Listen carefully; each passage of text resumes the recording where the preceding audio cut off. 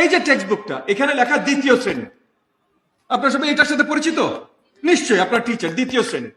এর আগেরটা নীলটা প্রথম শ্রেণী, লাগবে না স্যার, প্রথম শ্রেণী সেম সাইজের টেক্সট বুক।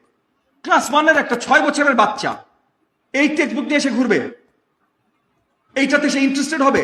এতগুলো পাতা নিয়ে সে এখনো পড়তে শিখেছে ক্লাস 1-এ, তাহলে কেন আমি এই টেক্সট বুক তাকে দিচ্ছি? আপনি টিচার হিসেবে তার প্রগ্রেস মনিটর করবেন, বাচ্চার নিজের প্রগ্রেস দেখার দরকার নেই। তাহলে সে মজা পাবে কোথা থেকে? হ্যাঁ, আমি না এইটা আজকে শেষ করেছি, আমি এর পরেরটা নেক্সট উইকে যাব, এটা একটা এক্সাইটমেন্ট আছে, আছে না ভাই? আমরা বুড়া বয়সে একটু এইটার এরকম এক্সাইটমেন্ট পাই না? তাহলে বাচ্চাকে কেন দেবো না? আমার কেন, মানে বেসিক ডিজাইনই তো গলদ ভাই, এটা কেন হবে? আপনি 5 পাতা 10 পাতা করে একটা চ্যাপ্টার একটা টেক্সট বুক বানান না। একটা text book should be 10 text books. এটার ভিতরে ডিজাইন আমি বাদই দিলাম। আমি কতবার, আজকে এখানে টেবিলে যারা আছেন তারা সবাই অতি পরিচিত, আমি এনসিটিপি কে কত কত নিন্দা জানি, কত নেতিবাচক ভাষায় আমি এনসিটিভি নিয়ে কথা বলি, এটা ওনারা জানেন। আমি এখন আজকে এখানে মিডিয়া ক্যামেরা আছে, এটার আমি ওই ভাষা ব্যবহার করব না। এই ভাষা ব্যবহার করার মূল কারণ হলো যে এনসিটিভির কোনো আর্লি লার্নিং এক্সপার্টিজ নাই।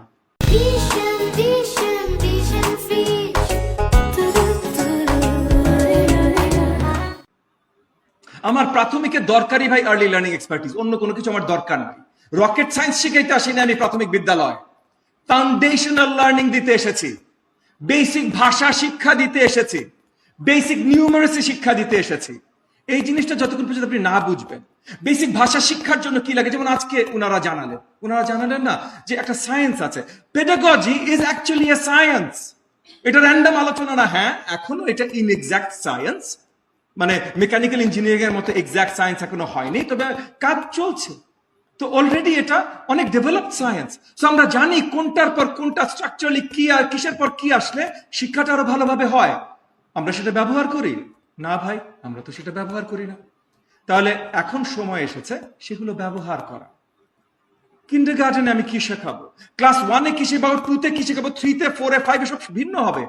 এই যে ল্যাঙ্গুয়েজ লার্নিং নিয়ে কথা হচ্ছে, ল্যাঙ্গুয়েজ লার্নিং আমরা শেখাই 4টা জিনিস: শুনে বোঝা, বলা, পড়তে পারা, মানে বলে শুনে বোঝা, বলে বোঝানো, পড়ে বোঝা, লিখে বোঝানো, 4টা।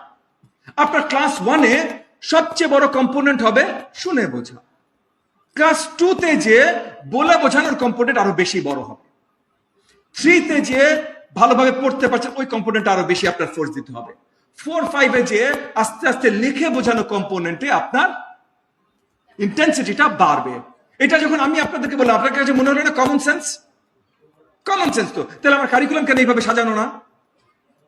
আমার কারিকুলাম কেন এইভাবে সাজানো না? কমন সেন্স তো, এটা তো সায়েন্সও দরকার নাই। আমি বললাম, আপনারা মেনে নিলেন। এখানে একজন আমার সাথে দ্বিমত পোষণ করেছেন? করেন নাই ভাই। তাইলে আমার কারিকুলাম ডিজাইন এটা নাই কেন?